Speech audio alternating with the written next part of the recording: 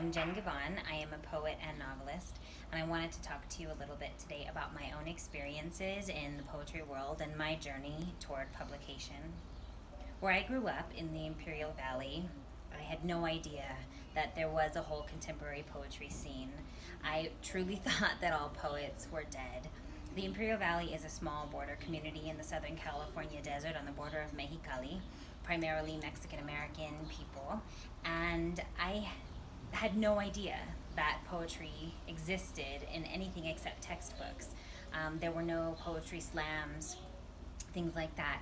So I was writing in my journals, kind of not in secret, but I mean, I didn't know any other poets, and so I would tell people that I was a poet, but nobody, including myself, really knew what that meant.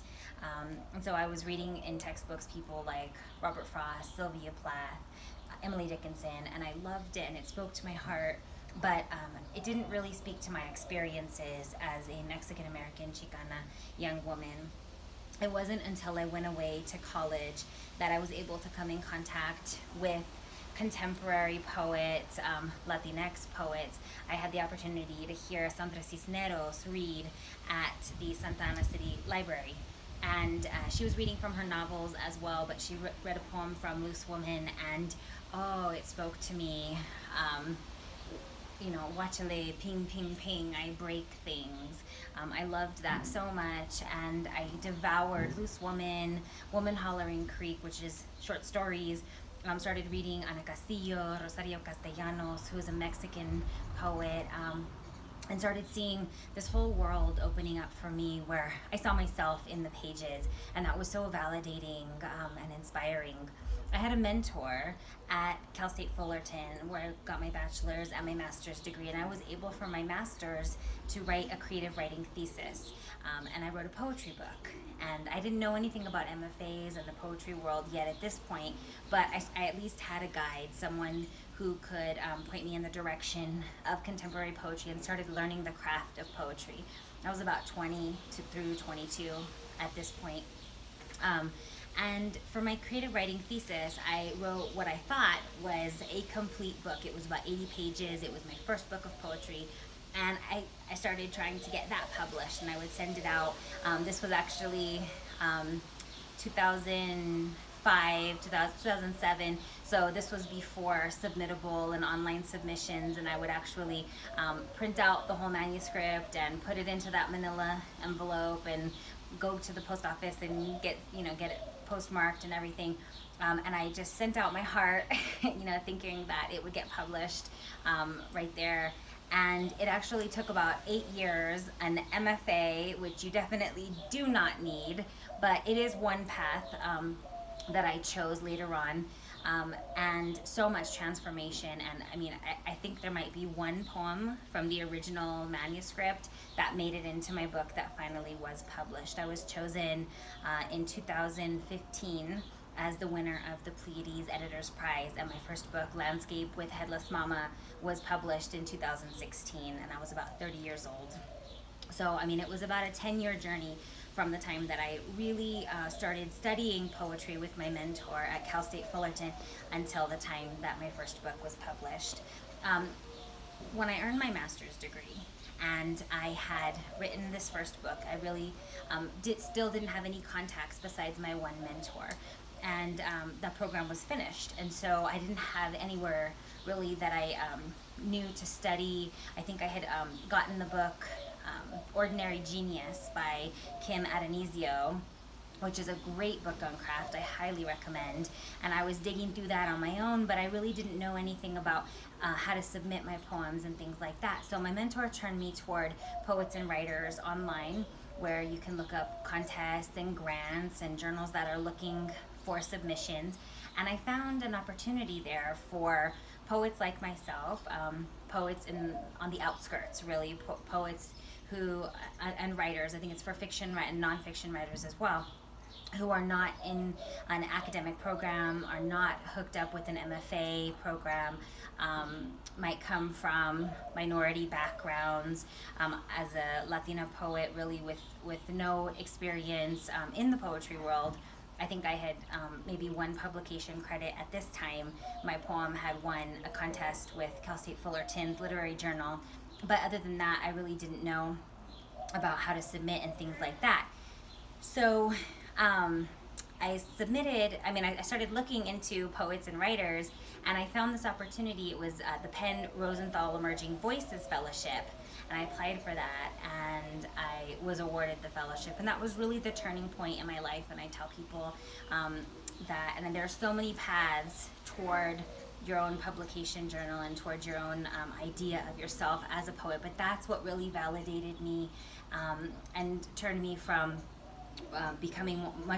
being much more of a private poet and writing for myself, and then realizing that there's this whole world out there of poetry readers, of fellow writers. And so I got hooked up with this program, and that's how I really started developing my craft.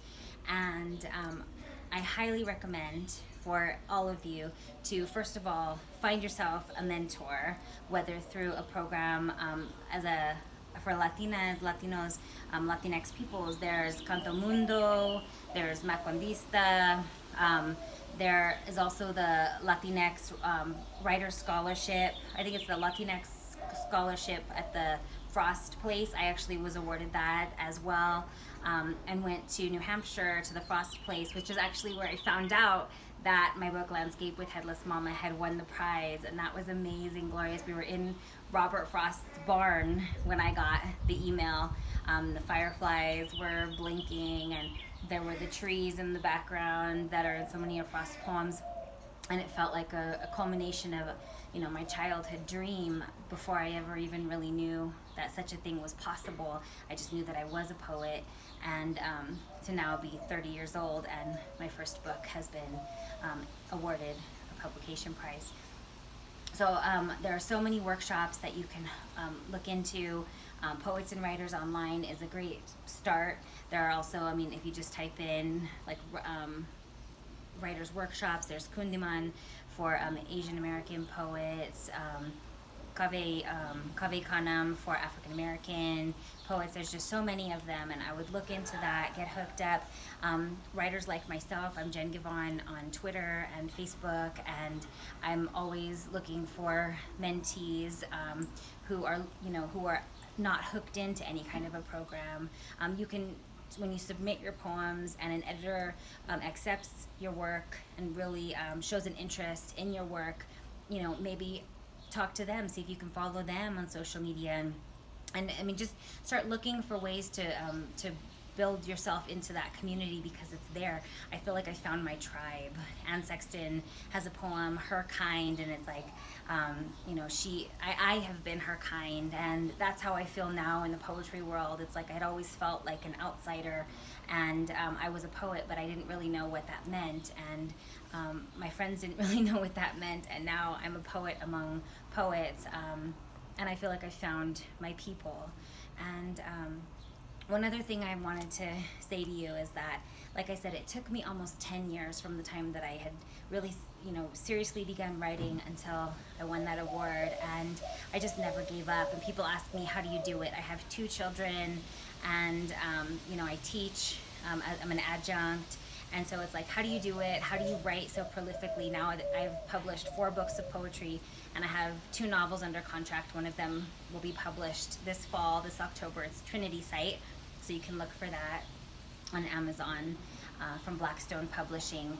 And the way that I do it is that I just never give up. I am outrageously tenacious, and if someone tells me no, I don't take no for an answer. There's the bouncer at the door, and I'm trying to get in, and they tell me no. Well, guess what? I'm gonna sneak around and find an entrance in the back of the building. I'm gonna climb up the fire escape. I'm gonna pound on some windows. I'm gonna break down the doors, break open the windows. Like, I just will not take no for an answer. And so, like, what I want to say to you is just believe in yourself, believe in your dreams, believe in your heart, believe in what you write, and just never, ever, ever give up. Hone your craft and keep writing and keep believing. So thank you so much, and I'm wishing you all the very best, all the poetry, love, and light. Take care.